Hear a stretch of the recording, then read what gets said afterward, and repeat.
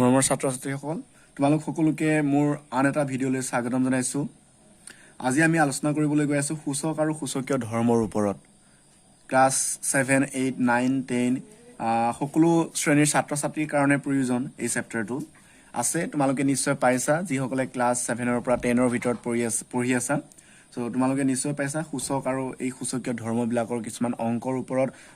কিছুমান আছে প্ৰশ্ন আছে। ঠিক আছে, আজি এই টপিকটোৰ ওপৰত আজি আলোচনা কৰিম। সূচক কি? একচুয়ালি সাপোজ ইয়াতে x টু দি পাৱাৰ 4 ইয়াতে কি হৈছে x টো হৈছে ভূমি আৰু ইয়াৰ ওপৰত কি আছে 4 এটুক কোৱা হয় x ৰ সূচক, যাক আমি ইংৰাজীত মাতিলে ক'ব লাগিব x two the power 4। Suppose p two the power n ইয়াতে p ৰ ওপৰত কি আছে n এটা আছে নে নাই, এটুক কোৱা হয় p ৰ সূচক। That means ইয়াতে n সংখ্যক p পূৰণ হৈ আছে। মনে ৰাখিবা ইয়াতে x টু দি পাৱাৰ 4 মানে কি ভালমতে বুজা উচিত। x টু দি পাৱাৰ 4 মানে হৈছে x 4টা পূৰণ হৈ আছে। ইয়াতে আমি এনেকৈ লিখিব পাৰো x into x into x into x। So 4টা x পূৰণ হৈ আছে। যদি x টু দি পাৱাৰ 5 থাকে তেতিয়া হলে x কেটা পূৰণ হৈ থাকিব, 5টা পূৰণ হৈ থাকিব। এতিয়া সংখ্যাৰ ক্ষেত্ৰত যদি চোৱা suppose 2 two the power 4 2 to the power 4 আছে। That means 2 ইয়াত কেটা পূৰণ হৈ আছে, 4টা পূৰণ হৈ আছে। 2 into 2 into 2 into 2 এতিয়া গোটেই কেটা পূৰণ কৰো। এটা বহুত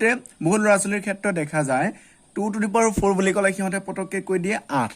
একচুয়ালি ইহঁতে কি কৰে 2 আৰু 4 টো মাল্টিপ্লাই কৰি দিয়ে। হেতু নহয়, হেতু ভুল। 2 4টা নিজে নিজে পূৰণ হৈ আছে। ইয়াতে মই যেনেকৈ দেখুৱাইছো 2 দুগুণ 4 4 দুগুণ 8 8 দুগুণ 16 হৈ গ'ল। আৰু 2 to the power 5 বুলি কোৱাৰ লগে লগে পটককে কৈ দিয়ে 2 5 গুণ 10 মানে 2 to the power 5, so 2 into 5 10। so হেতু নহয়, ইয়াতে 2 কেটা পূৰণ হৈ আছে, 5টা পূৰণ হৈ আছে। মানে 2 দুগুণ 4 4 দুগুণ 8 8 দুগুণ 16 16 দুগুণ 32। so তেনেকুৱা আসলতে ইয়াতে কেটা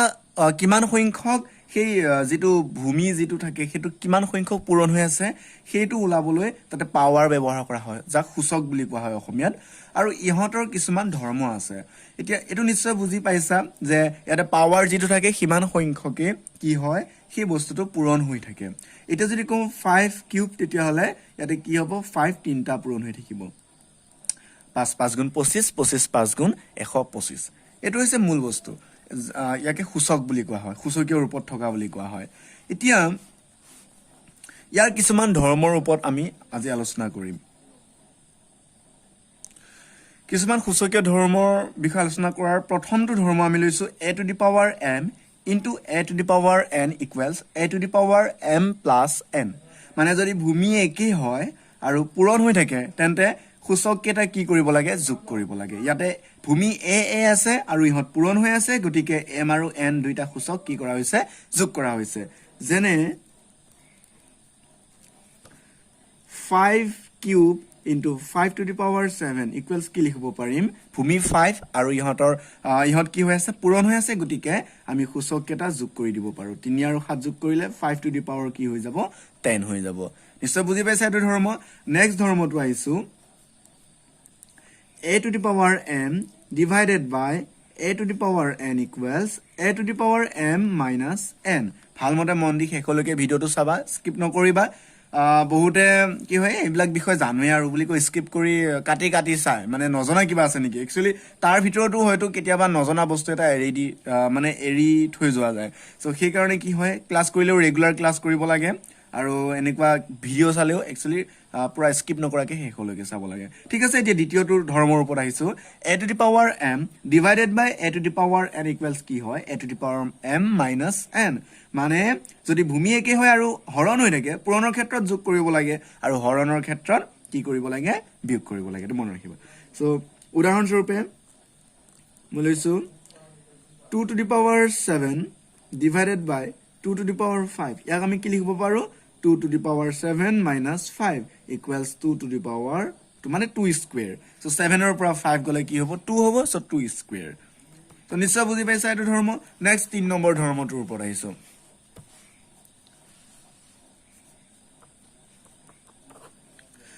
এবাৰ আহিছো আন এটা ধৰ্ম a to the power m whole to the power n equals a to the power m into n। মানে যদি এনেকে এটা সংখ্যাৰ ওপৰত সূচক থাকে আৰু গোটেই ব্ৰেকেট দি পেলাই তাৰ ওপৰত আকৌ আন এটা সূচক থাকে তেতিয়াহ'লে সূচক কেইটা কি কৰিব লাগে পূৰণ কৰিব লাগে যেনে 5 cube whole to the power 7 তেতিয়া কি হ'ব 5 to the power 3 into 7 মানে 5 to the power 3 into 7 কিমান হয় 21 so 5 to the power 21 next আৰু এটা ফৰ্মুলা আছে নিশ্চয় কিবা যদি অসুবিধা থাকে মোক কমেন্ট কৰি জনালে হ'ল next আৰু এটা ফৰ্মুলা আহিছো মানে খুচকীয় আন এটা বিধি লৈ আহিছো a to the power minus m equals 1 by a to the power m a to the power minus m equals 1 by a to the power m মানে এনেকে মাইনাসত থাকিলে যদি প্লাস কৰিব লগা হয় তেতিয়াহলে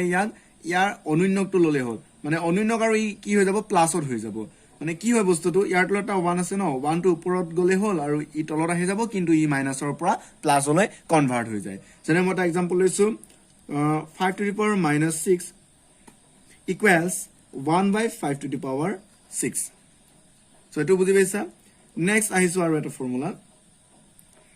যদি 1 by a to the power m থাকে তেতিয়াহলে আমি কি লিখিম a to the power minus m মানে 1 by 2 কিউব আছে আমি ইয়াক যদি এনেকে লিখিব লগা হয় তেতিয়াহলে কিউব টু কি হৈ যাব মাইনাসত হ'ব 2 to the power minus 3 just ইয়াৰ যিবিলাক বিধি আছে সেই বিধিবিলাক মই আলোচনা কৰিব হেই কৰি আছো ইয়াৰ পিছত আহিছো আনটা a by b whole to the power minus m equals b by a to the power plus m মানে কি হয় ব্ৰেকেটৰ ভিতৰত এটা ভগ্নাংশ আছে আৰু ওপৰত এটা গুটেইখিনিৰ ওপৰতে উমৈহতীয়া এটা সূচক আছে যেটো মাইনাসত সো ইয়াক যেতিয়া প্লাস কৰিব লগা হয় তেতিয়া ভিতৰত থকা ভগ্নাংশটো মানে ব্ৰেকেটৰ ভিতৰত থকা যেটো ফ্ৰেকশন হেতু উলুটা হৈ যায় তাৰ অনুন্নকটো ল'ব লাগে যেনে মই এটা एग्जांपल লৈছো এটো প্ৰুফ কৰিছো পৰা 3 by 2 অলপ সৰু লৈছো 3 by 2 whole to the power minus 2 so ইয়াত যদি আমি লিখো এইটো ফৰ্মত তেতিয়া হলে ই কি হ'ব 2 by 3 whole square আৰু এটো ভাঙিলে কি পাম 2 square by 3 square জাস্ট এনেকে ৰাখিছো 2 square by 3 square এটা যদি আমি এইটো সমাধান কৰো কি হৈ দেখা যাব এতিয়া উমৈহতীয়া এটা -2 সূচক আছে গতিকে ইয়াতে কি হ'ব 3 to the power -2 divided by 2 to the power -2 আৰু ইহতক এই যেটো ফৰ্মুলা আছে এই দুটা ফৰ্মুলা মতে যদি যাও কি হয় a to the power minus m ক আমি কি লিখিব পাৰো 1 by a to the power m সেই হিচাপত 3 to the power -2 কি লিখিব পাৰিম 1 by 3 square divided by আকৌ 2 to the power -2 কি লিখিব পাৰিম 1 by 2 square আৰু এটো যদি ভাগো তেতিয়া হলে কি হ'ব ভগ্নাংশ এটাৰে ভগ্নাংশ এটাক যেতিয়া হৰণ হৈ থাকে মানে হৰণ কৰি থাকে তেতিয়া ইয়াক পূৰণ কৰিব লাগে কিন্তু ইয়াক উলুটাই পেলাই পূৰণ কৰিব লাগে মন ৰাখিবা অৰ্থাৎ 1 by 3 square into 2 square by 1 টো নিদিলে হয় এতিয়া ওপৰে ওপৰে পূৰণ কৰিলে 2 square আৰু 3 square into 1 3 square সো এটো হৈতে একে হ'ল নে নাই অৰ্থাৎ ডাইৰেক্ট আমি এটা ফৰ্মুলা মন ৰাখিম যে a by b whole to the power minus m equals b by a whole to the power m মানে মাইনাসত থাকিলে প্লাস কৰিব লগা হলে ভিতৰৰ যেটো ভগ্নাংশ হেতু উলুটাই দিব লগা হয় সো এটো আছিল 6 নম্বৰ যেটো সূচকীয় ধৰ্ম এবাৰ আহিছো 7 নম্বৰ সূচকীয় ধৰ্মটো লৈ a to the power m into b to the power m equals a into b whole to the power m এটো বুজিলোৱা ভূমিকেটা বেলেগ বেলেগ কিন্তু যদি সূচক কেটা একে হয় ন তেতিয়া কি হয় ভূমিকেটা পূৰণ কৰি গুটেইখিনিৰ ওপৰতে উমৈহতীয়া সূচক ল'ব লাগে সো উদাহৰণ স্বৰূপে 5 cube into 6 cube equals কি হ'ব within bracket 5 আৰু 6 আমি মাল্টিপ্লাই কৰিম আৰু কমন যেটো পাৱাৰ হেতু 3 ওপৰত লিখিম মানে 5 into 6 30 cube এটো বুজি পাইছা নিশ্চয় মানে a to the power m into b to the power m আর যদি থাকে তেতিয়া হলে এই নেকি কৰিব লাগে মানে a আৰু ভূমিকেটা পূৰণ কৰি ওপৰত সূচকটো বহাই দিলে হ'ল আৰু ঠিক একেদৰে মই উদাহৰণটা লৈছো 5 cube into 6 cube equals 5 into 6 whole cube আৰু 5 into 6 30 হয় 30 cube এবাৰ আহিছো আন এটা a to the power m divided by b to the power m equals a divided by b whole to the power m মানে ভগ্নাংশত যদি জেনেকৈ মানে কি হয় এটো হৰণ হৈ থাকে পূৰণৰ ক্ষেত্ৰত জেনেকৈ আছিল হৰণৰ ক্ষেত্ৰটো ঠিক একেই হেৰি হয় যেনে 5 to the power 6 divided by 5 to the power 15 to the power 6 divided by 5 to the power 6 for example. So etu jodi ami সমাধান কৰো কি লিখিব লাগিব within bracket 15 divided by 5 whole to the power 6 আৰু ইয়াক সমাধান কৰিলে 5 আৰু 15 অক 3 times মানে 3 বাৰ যাব 3 to the power 6 হ'ব নিশ্চয় বুজি পাইছা এটো সো হৰণৰ পুৰণৰ দুইটা ক্ষেত্ৰতে এটো কন্ডিশন মানে এবাৰ আইছো বেলেগ এটা হেৰি বিধি লৈ পেলাই suppose root 3 মানে এটো root over ভিতৰত আছে 3 টো এতিয়া ইয়াক যদি আমি কুশকীয় ৰূপত লিখিব লগা হয় তেতিয়া কি হ'ব এটো root 3 মানে কি হৈছে ইয়াতে 2 আছে মই তো কাটি দিলো বাৰু এটো 2 আছিল সো এই 2 টো মানে কি হয় root-ৰ ভিতৰত থকা মানে যদি এটা সংখ্যা root-ৰ ভিতৰত থাকে তেতিয়া হলে ইয়াত কি হয় 2 এটা থাকে মানে এটো root বুলি কোৱা হয় ইয়াৰ স্কয়াৰ root যেটো পাম হেতু এই হেৰি হৈতে যেটো root over থাকে হেতু উঠাই দিব পাৰিম যদি হে ইয়াক আমি স্কয়াৰ ফৰ্মত লিখিব পাৰো সো সাপোজ